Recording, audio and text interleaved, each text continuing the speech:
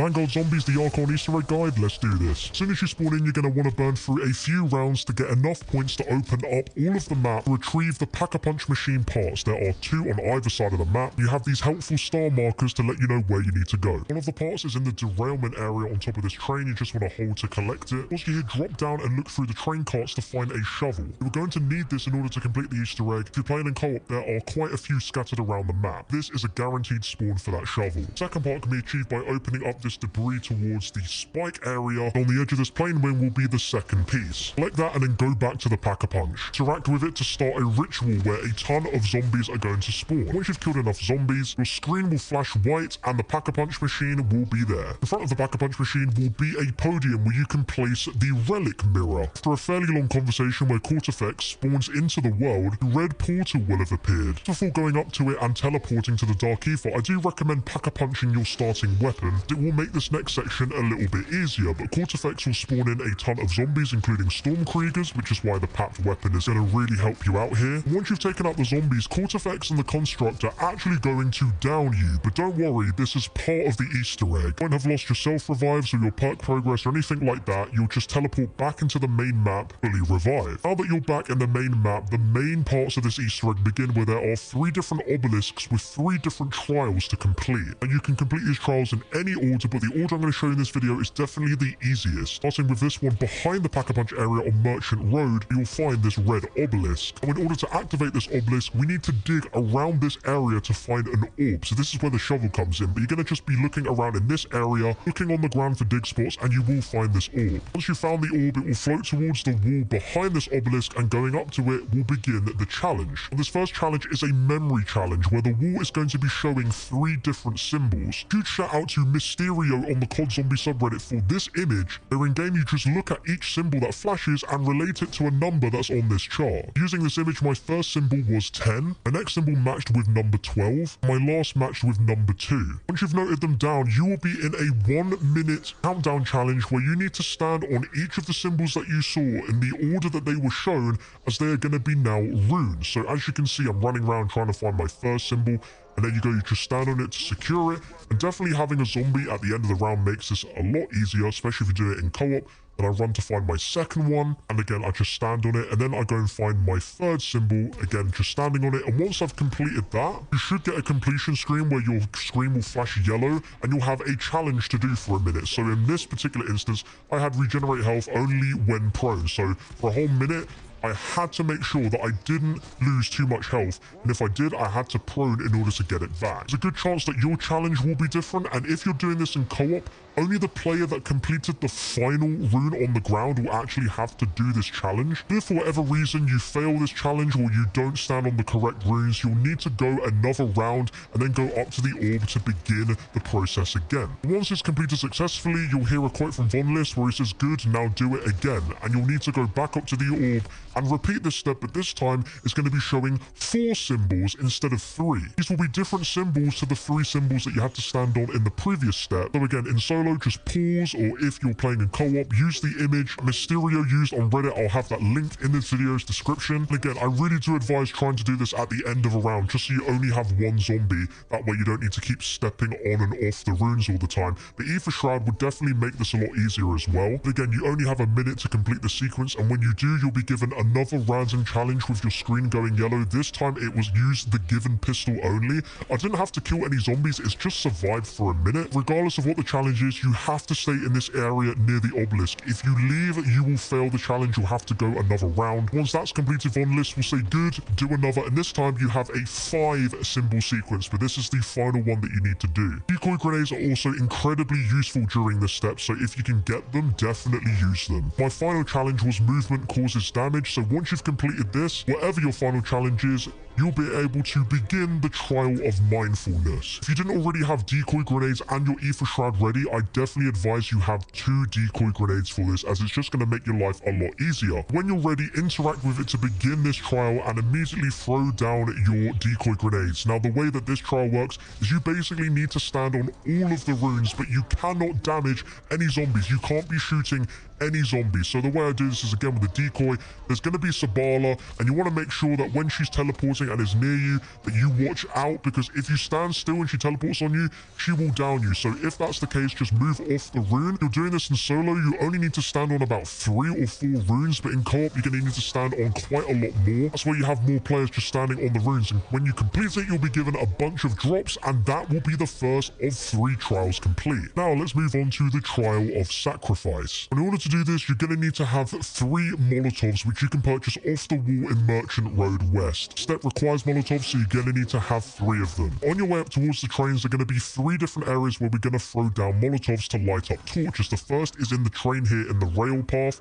Our second one is going to be right here in front of these spikes, and you simply just need to throw the Molotov on the ground towards the torch. It doesn't need to be right on it, but you see that second one's lit up. And then this third one is right here, so just throw that down. All 3 are lit, and an orb is going to spawn out of that, and we can now interact with it. Here a quote that the orb demands a weapon enhanced by the Pack-a-Punch, so you're going to need to get your hands on a Pack-a-Punched weapon. At this point in the game, my loadout weapon is Pack-a-Punched. I'm at round 15, and around this time, you will only get papped guns out of the box. So just hit the box once, get yourself a papped gun, and take it back to the orb, and it will prompt you to sacrifice your Pack-a-Punched weapon. Shortly after this, a Stormkrieger is going to spawn, which is absurdly strong. I highly recommend you switch your artifact to Frost Blast, as well as making sure you've used your hearts to upgrade your field upgrade. Just pop that, and it will be a lot easier to take this thing down, as you see right here. Taking down the Krieger will spawn a red orb on top of the obelisk on the train. That is how we begin the trial of sacrifice. Now, the way that this trial works is there are going to be several obelisks around the map that you need to charge up with souls, but it has to be with Ring of Fire. Now, don't worry, you don't need to change your class or anything. As soon as this starts, you want to hop down.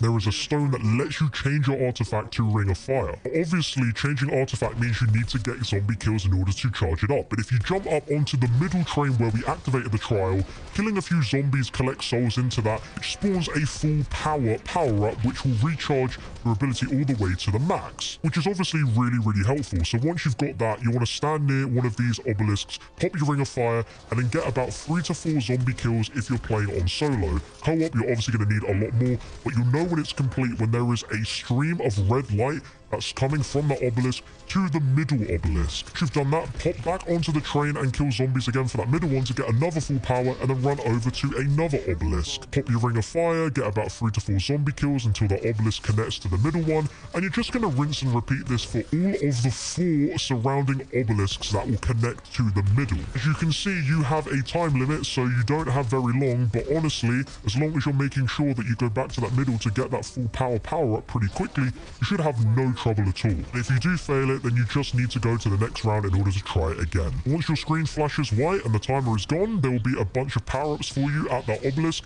and that trial will be complete, and there's only 1 more to go. The final obelisk is in the area called Debris Field, which is where you can get the Quick Revive perk. In this section of the map, there is going to be a bunch of red dark ether crystals that you're going to need to shoot. They're mainly out of bounds, can be found in front of the obelisk or to the left of the red portal here, as you see there, but there are a bunch of locations that I'm looking and shooting. Eventually, you will find the red orb in one of those crystals that will go all the way onto this wall. Going up to the orb, the Decimator will say that the orb wants you to gather 3 items, but beware, each of them are cursed. Pay attention to the item that Decimator says, as this one, it first says, search your enemy's home away from home. With this clue, you want to go into the tents and you'll find the cursed officer's hat that you want to pick up, and suddenly we have a little challenge to do whilst we're taking this back to the orb. So in this case, I had damage causes point drain, so of course, I tried my best to run as quickly as possible. Having tier 4 stamina will definitely make this easy, as you can't run during this, and also your Ether Shroud makes you run super duper quick, so if you really need to, definitely use that, but zombies are going to be spawning in front of you quite aggressively, so do take them out. Be sure to use your Ether Shroud if you need to, but popping that item on the orb will be the first part. You then will need to go and find a second item, which is going to be opposite the diabolical damage. As you can see, we picked up a skull. With Ether Shroud, I am just running real quick, and we place that on the orb, and now we just need to get 1 more part. For this, you want to go back to the train section, and you're going to be digging around this area. Seems to always be a dig spot right at the back of this area, so just keep looking. As you see right here, I dug it up and we're looking for this cursed femur. The challenge I got here was reload disabled. Once we take that back to the orb, we will now have the orb on the obelisk so we can begin this trial. But more importantly, the decimator shield falls down that we can use, and we need this for this trial, so make sure you pick it up. When you're ready, go up to the obelisk to begin the trial of resilience. Now around this area is going to be a load of these weird siphon cores. You're going to want to use the shield's blast, which is going to reveal this sort of chalice thing that you can pick up, and you need to bring it to this parched fountain over there to fill.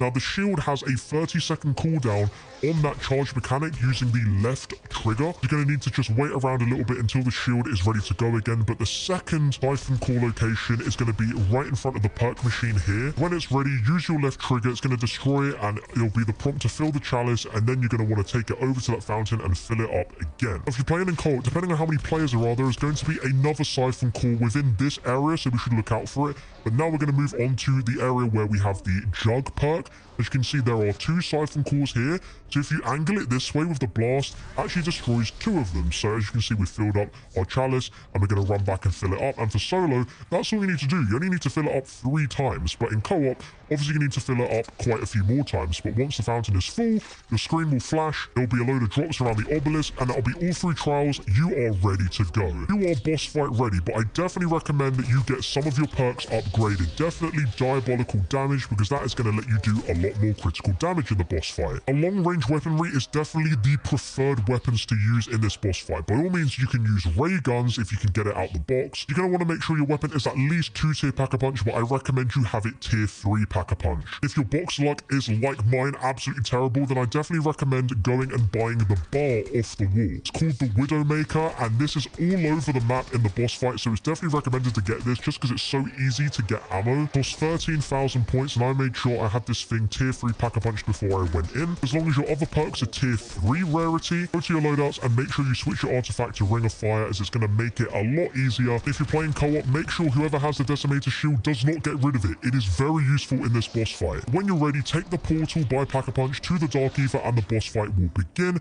where we have several phases of taking down Cortifex. Once he is huge, we begin the first phase, and this is the easiest phase, as he will take damage at any point. You just need to be shooting his forehead. You can see there is an orb in his forehead. Just shooting it, he will take damage at any point. Now, Cortifex does several different attacks, which we'll explain very quick and easily in this video. The first is there's going to be a big red orb that will follow you around. If you have the Decimator Shield, using the left trigger blast will destroy this orb, but if you walk into it, it's going to down you. So you want to get rid of that thing quickly, or just avoid it if you don't have the shield for whatever reason. Second attack is he's going to spawn a ton of lightning, which is going to be like jolting all around the area and will slow you down and damage you, so you definitely want to be avoiding that. Whenever you get a little bit of a quiet moment, you definitely want to be just focusing on shooting his forehead, as you see me do here. He spawns a red orb, make sure you take that thing out with your shield, or just run around to avoid it and just keep shooting his forehead, and you'll see that he has quite a big health bar. We can only deplete it to a quarter during this first phase. Some moments he will spawn hordes of zombies, but if you've got the Decimator Shield, just one blast of the left trigger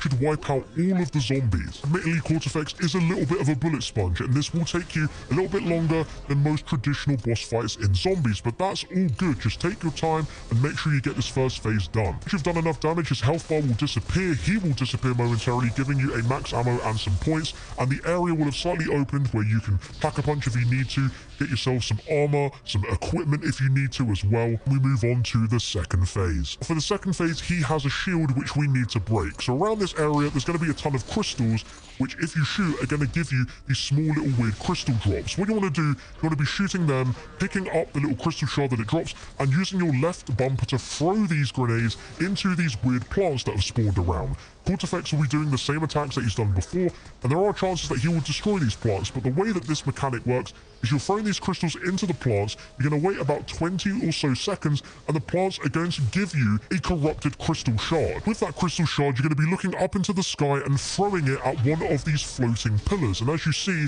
the pillar will float towards Cortifex, destroying his shield and now giving us access to damage him, which will be one of his eyes. At this point, I didn't yet put on Ring of Fire, but you can see just how useful it would have been if I had Ring of Fire doing well over 1,000 damage per shot. I go ahead and switch to it, but the mechanics are exactly the same once his shield comes back. He's going to be doing the same attacks as the first phase. You're going to be wanting to shoot these crystals and then throwing them into the plants and letting them grow. Now in solo, you only need to throw one corrupted shard at these pillars, but in co-op, you're going to need to throw a lot more. You're going to need to destroy maybe 3 to 4. Just keep paying attention to see when that shield has broken and he's ready to take damage, and just pile into him. Repeating that until you've done enough damage into him so we can move on to the third and final phase once you've gotten that max ammo. We'll be teleported to an even smaller area, but it remains the same scenario. You're going to want to be shooting crystals, throwing them into the plants, avoiding his attacks. This time he's going to be spawning zombies as well as storm creepers, so you definitely want to be making the most out of taking those out. The shield blast will take them out in one, and again, getting those corrupted crystals, throwing them up to the pillars so he's weak, and then shooting his other eye. As you see with Ring of Fire, super easy. Cortifex is taken down, he is gone, and that is the end of the Easter egg. No cutscene to speak of, it just abruptly ends. I hope you guys enjoyed this guide. If you did, a like would be super appreciated. I have tons more zombie guides from the last decade of zombies, so if you need any help with other maps, they're on the channel.